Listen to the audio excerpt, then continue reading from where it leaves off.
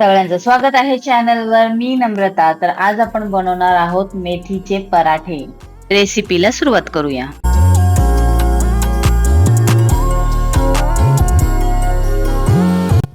मेथीची भाजी साफ करून 2-3 वेळा पाण्यामध्ये मीठ टाकून चांगलं धुवून घेतलेलं आहे आणि मेथीची भाजी आपल्याला बारीक चिरून घ्यायची.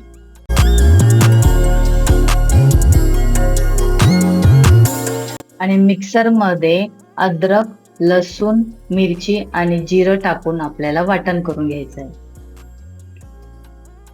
आणि इथे पराठीमध्ये आपण घेतलेलं आहे गव्हाचं पीठ, जे आपण रेग्युलर वापरतो ते, आणि त्याच्यामध्ये टाकायचं आहे थोडंसं बेसन पीठ, जे तुमच्या हिशोबाने टाका. 2 किंवा 3 चमचे बेसन पीठ टाकायचं आहे.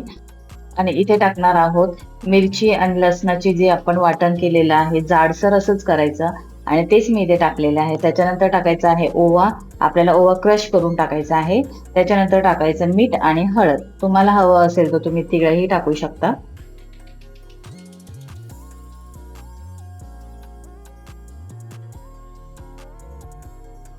आणि मेथीला ऑलरेडी पाणी असतं, त्यामुळे त्याच्यातच जेवढं आपल्याला मळता येईल तेवढं पीठ मळायचं.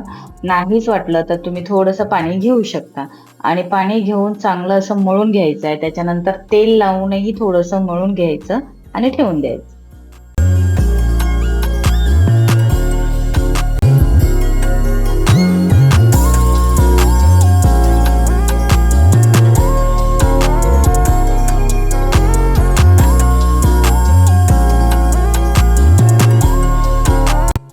इथे मस्त आपलं पीठ मळून झालेलं आहे. आता तेल लावूनही मळून घेतलेलं आहे. आता याच्यावर झाकण ठेवून 10 ते 15 मिनिटं साईडला ठेवून द्यायचं.